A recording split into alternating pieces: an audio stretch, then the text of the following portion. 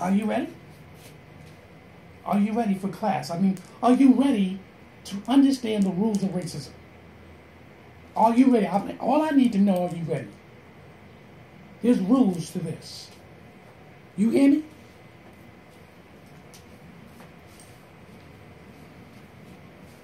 Are you ready? Listen here. I don't get paid for this. I don't want to get paid. Well, I do know I'm a messenger. I believe in what I believe in. I see what I see. I hear what I hear. You can't even dress like this at work. Is this not a full garment? Is this a full outfit to go to work? Right? But guess what? You can't do that. You know, even if I walk down the street in my community, you know, our own people be like, what's that? What he got on? Why he has that on? Is he African? Is he Muslim? Is he conscious community? Is he Moors? He damn sure ain't no Christian. Not looking like that.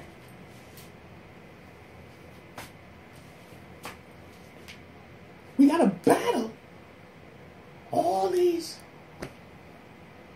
issues. And racism is smack in your face. And then you want people to sit there, this is a melting pot of America. It's a melting pot. This is all an illusion so you can help with the economic structure. You're a consumer. You're a consumer. Don't think that you're not a consumer, because you are. You're a consumer. And I know a lot of us got this thinking.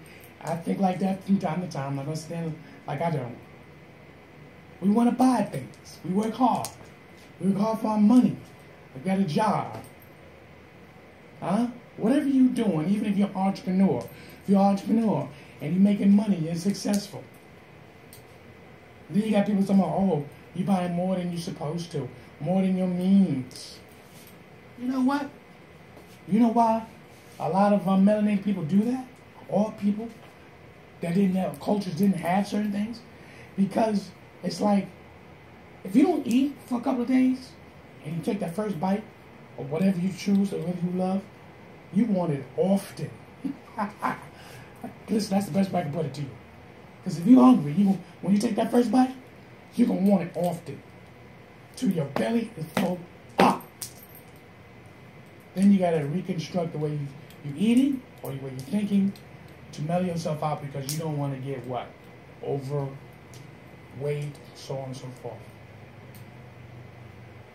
Now, the reason why I'm telling you this, understand the rules of racism.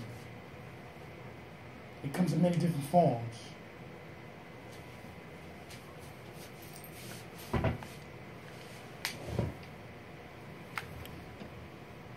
We had a book that was a bestseller in the 1700s, and he talked about the difference of being enslaved in Africa and being in servitude in Africa and Europe. He talked about when he was in servitude in Africa, the people, the Africans who had him in servitude, they treated him like an extended family member. They treated him with a certain level of humanity and dignity.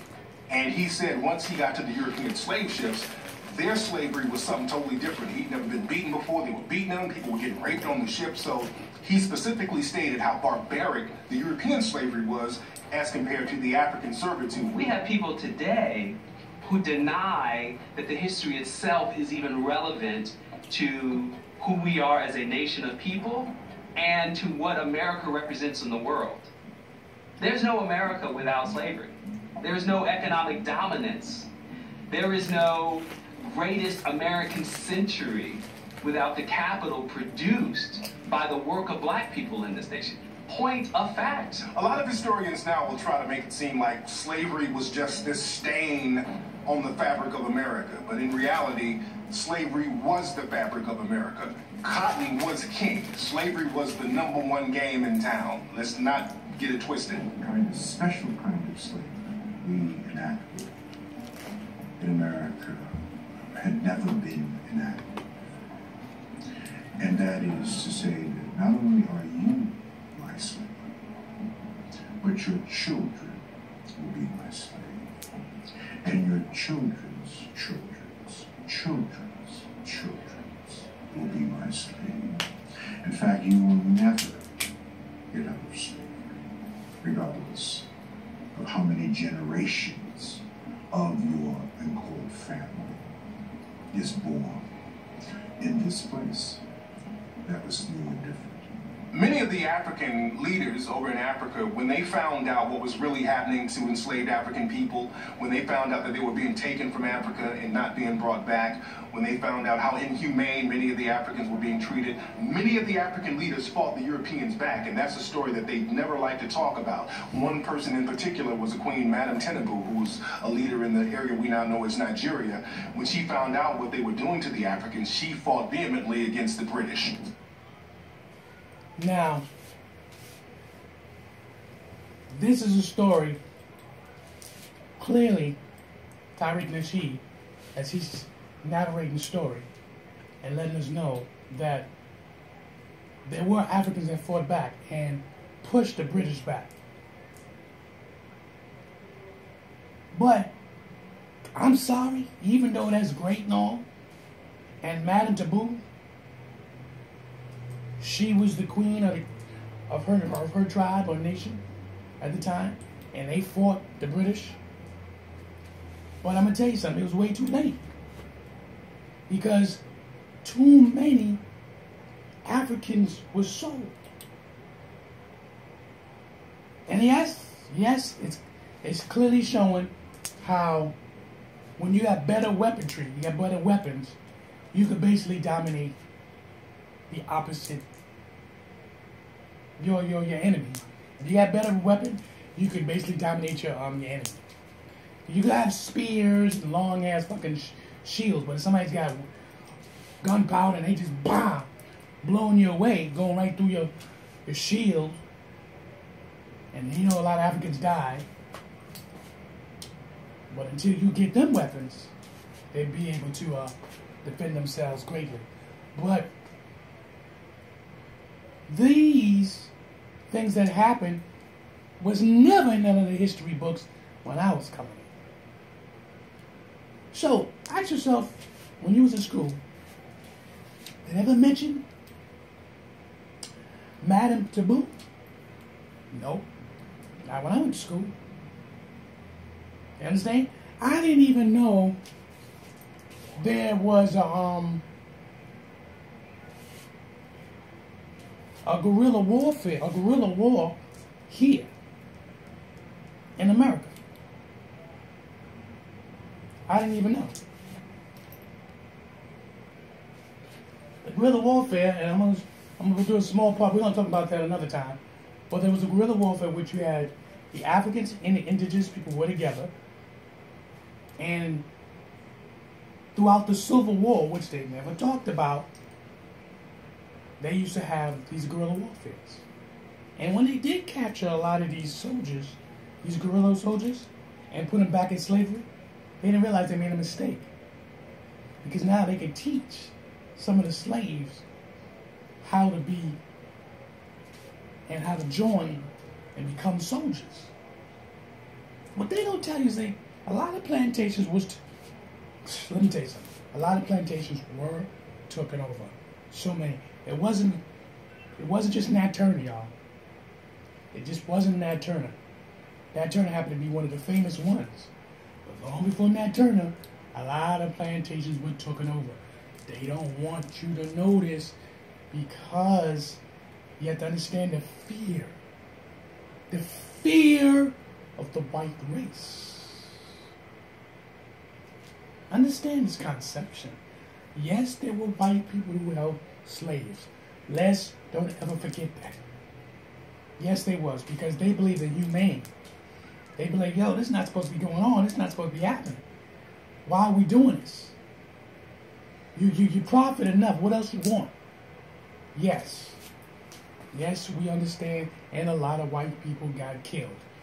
Yes, for believing and helping slaves. Let's listen here. We can't not sit up here and I don't even tell that story. It's not like I'm jumping on white people's baddie wagon. No. What's true is true. We're going to do your research. We can sit up here and act like it never happened. They did help. But getting back into the rules of racism, the more you try to deny it and push it away, This ain't just ancient history, y'all. It's only been a couple of 100 years ago. A couple of 100 years ago.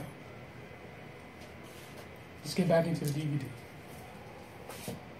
In history, this really interesting narrative that the conservatives tell that basically says Rosa sat down, Martin stood up, he had a dream, and we all overcame. And so, therefore, since the signs of Jim Crow came down, obviously racism does not exist. Obviously, therefore, this is the land of equal opportunity. Obviously, therefore, when I'm looking at a 40% unemployment rate in the land of opportunity where racism does not exist, then this is because these folks are fundamentally structurally flawed. I told a white woman this one time and she broke down crying. I said, are you benefiting off of what your great-grandparents did? She said, yes.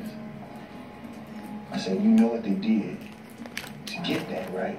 She said, yes. I said, are you ashamed of that? She said, yes.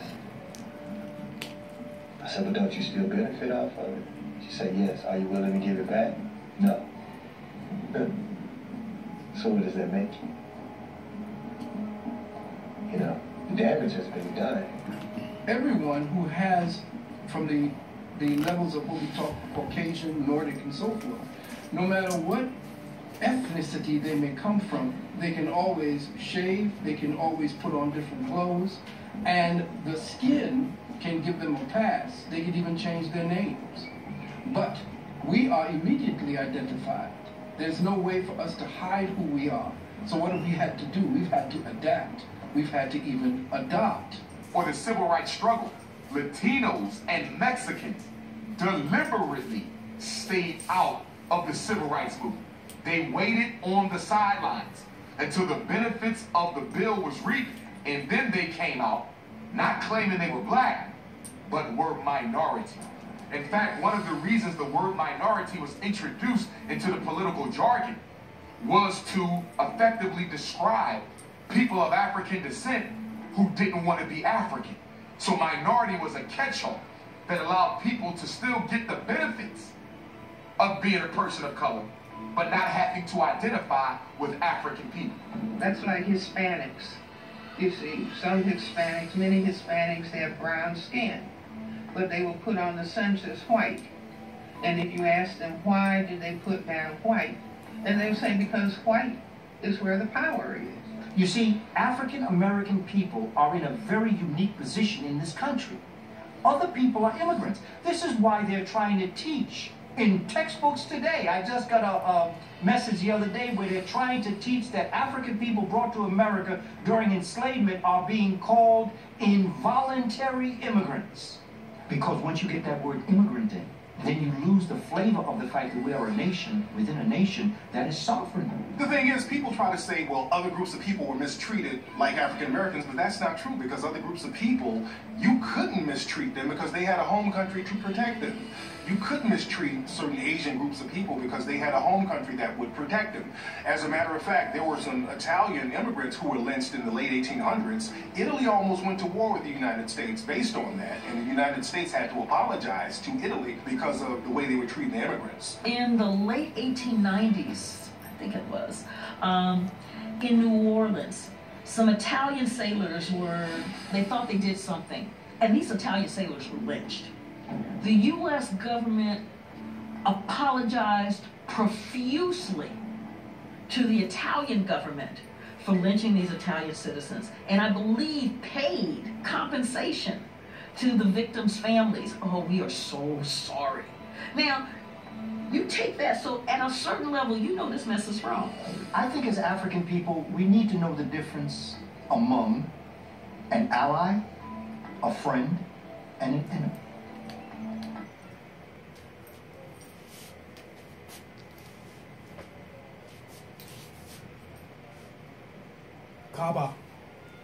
Kaba couldn't say it no better.